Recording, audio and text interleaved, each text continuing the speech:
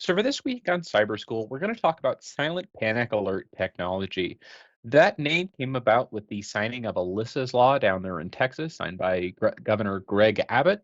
Alyssa's Law is a law that exists at the state level in a couple different states. And of course, the law varies state to state, so it's going to be different in practice. But one of the things that is starting to trend across a lot of the states is some sort of panic alert technology. It's implemented differently based on the legislation per each state. So definitely check the particular state that you reside in for specific legislation. But a key component to that is underdesk panic buttons that are defined in Texas's implementation of it as silent panic alert technology. So a little bit more about this.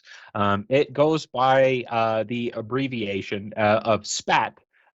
Not really sure who names all that, but that's kind of what it's called in the Texas legislation. And that's defined as a button that can either be physical or software based. And software based meaning it might run, say, on an application on a cell phone, or say even a desktop application or in a Windows or a Mac based environment. But the key component, of course, in the name, it has to send the alert silently. So when that button is pressed, it can't set off, say, a siren or something in that particular area where the button was pressed. It can certainly set out, alerts to folks in specific areas, but where that button is suppressed, it is supposed to send an alert silently. Of course, they're not getting in there where the actual button depression has to be completely silent, but it can't generate some kind of alarm locally at that particular physical location based on the button press. And this implementation is, again, based on the interpretation of Alyssa's Law as it kind of stands as a whole in the state of Texas. And the way that Texas is doing it is really nice, is where they've got, a grant that's available for different schools that want to pursue adding in this type of technology through their school district. So, any schools that want to upgrade their emergency notification system can apply for grants as long as they're applying some kind of silent panic alert technology with that particular grant money that they're receiving. So a little bit more about Alyssa's Law. Of course, it's a law that kind of came about after the Marjorie Stoneman Douglas shooting, unfortunately, that happened there in Florida, and it was first adopted in Florida and got passed in a whole bunch of other states. But basically, it's just legislation that's calling for emergency notification and law enforcement response to very specific schools. It's really prevalent in schools. It's really where you're going to find the most of it. And it's only been adopted by 5 states so far: Florida, New York, New Jersey, Tennessee, and the newest of Texas. And it's being considered, and it's making its way through the different House legislatures, across the country. You can see there that in our little map that we have there, that all the states colored in kind of a gray there instead of the white, are considering some kind of a legislation there. One thing to keep in mind is this is not a federal or a national level law, so the legislation is going to be different for every single state. Everybody does things a little bit differently. For example, in New Jersey, with their underdesk panic buttons, they don't refer to them as silent panic alert technology, but one of the things they want is they want a visual strobe indicator on the exterior of any building. So that way, if a button was pressed, the light will illuminate on the exterior of that building. So any, law enforcement or what have you, emergency support services, know exactly what building to go to where that event is occurring. So it's different little implementations, of course, that are going to vary based on a particular school that you would be working with in that particular location. But across the board, all of them are going to involve some sort of a panic button or that underdesk panic button, and it's being very widely adopted across the country. There's even, very recently, there's been some introduction into the actual making it kind of a federal style law instead of doing it state by state. So this is becoming more and more popular, and we'll definitely see this roll out across the country, hopefully sooner rather than later.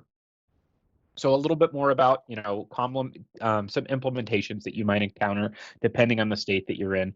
All of this is going to be incorporated and integrated with some kind of an emergency notification system, and of course a phone system, especially if you're going to be using any, CyberData buttons or anything like that. Our products are SIP-based and right on the phone system. So there's going to be some kind of integration with the phone system. A lot of the software-based buttons that are very popular with certain schools utilize some kind of third-party emergency notification software, which makes it really powerful for getting alerts out to, say, local emergency support services, but also depending on how the configuration works of that third-party notification provider, it can send out text messages to parents, what have you. It can really get the alerting capabilities out instead of just, basically making phone calls on the phone system. It can do a whole lot more in terms of that multimedia style of implementation and alerting. But one of the key distinctions that you'll find across the states is when any of these buttons are pressed, of course, it's supposed to alert locally. So, your front office, your principal, some schools that do have, say, a school resource officer, they're going to be alerted, but it's also going to notify that local law enforcement for that particular area. And of course, give very specific location information. Of course, like say with the example of New Jersey that I gave, then it will also illuminate a light that's on the exterior of that building. So that way it gives a really good way for the emergency notification staff to be able to determine where they need to go. Hardware buttons are always going to be a really good option when you're dealing with stuff like this, just because they're hardwired into the rest of the network. They're not dealing with the potential issues for life safety concerns that could come from something like a Wi-Fi based device that could be kind of spotty. We all know how Wi-Fi is, so sometimes hardwired